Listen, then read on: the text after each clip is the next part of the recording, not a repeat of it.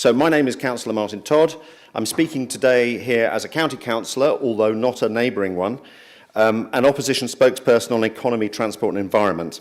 I'm also the county councillor that originally proposed that Hampshire declare a climate emergency, and for your awareness, I'm also a cabinet member responsible for waste at Winchester City Council, and in that role was last year's vice chair of Project Integra, the county's waste partnership, although this is not a deputation on behalf of either Winchester City Council or Project Integra. The world of waste is changing, and this proposal doesn't reflect it.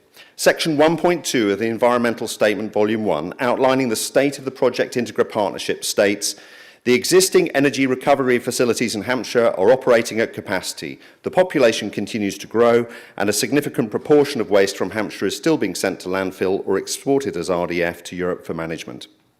It's a core assumption, but what it doesn't say is that Hampshire, both individually and collectively, has the lowest recycling rate of any county council in the country.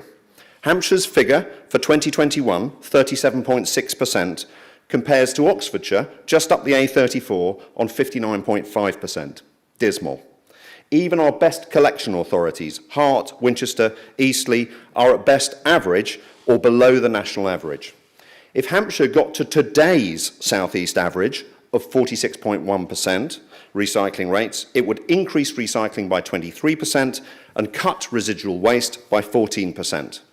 Getting to today's Oxfordshire levels would increase recycling by 58% and cut residual waste by 35%. Getting to the national target of 65% would increase recycling by 73% and cut residual volumes by 44%. We don't recycle plastic pots, tubs and trays. Most of us don't recycle food. Too much of our existing waste is contaminated, but that's going to change. There is now a shared target to achieve 65% recycling. We're going to have extended producer responsibility. We're going to have a deposit return scheme. We're going to have consistency of collections, which in Hampshire at least will mean a dramatic increase in recycling across much of the county as we move away from weekly collections, lack of doorstep glass and towards food collections. And there's a big policy hole in this proposal as well. There's a reference to the Environment Act 2021, but all Hampshire authorities, bar one, including the County Council and including the City Council, have adopted a new joint municipal waste management strategy, which is formal policy and which has been adopted through a County Council decision day in the case of Hampshire and a formal cabinet meeting in the case of Winchester.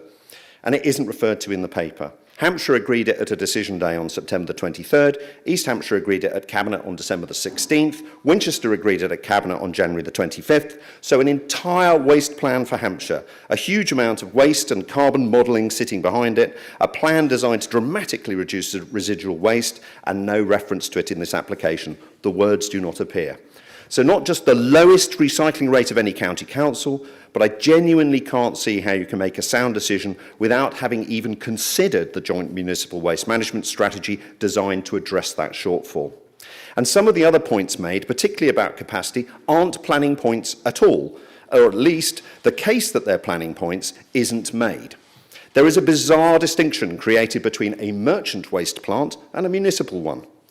I can understand how that can have commercial logic, but it's wholly unclear, not referred to in planning conditions, and never justified in the paper, how it can have justification or any logic regarding the level of need or the assessment of capacity across Hampshire and the South East.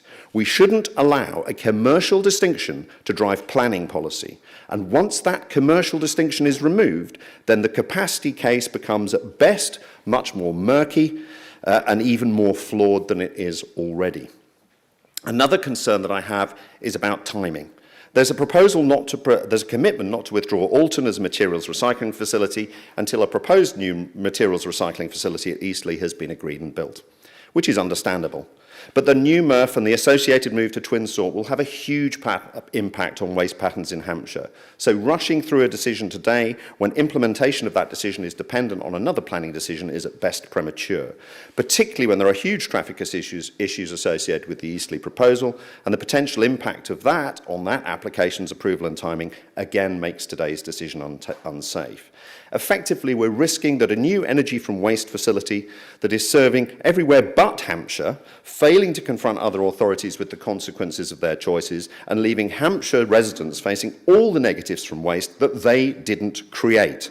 And the assessment of alternative site options and need doesn't reflect the regional nature of this impact. I mentioned at the beginning that I was the councillor that proposed that Hampshire should declare a climate emergency in 2019. And it's very hard to see how building an energy from waste plant is consistent with that emergency. We already have more energy recovery facilities operating than any other area in the southeast. And now we want 4. Hampshire's love affair with incinerators has got to end. We cannot continue as we are. Central government, waste collection and waste disposal authorities in Hampshire have agreed plans that highlight that we cannot continue as we are and that we're going to change. But I don't see those plans reflected in the decision before you. We have the lowest recycling rate of any county and the highest number of energy from waste plants of any county in the southeast. It's not a coincidence.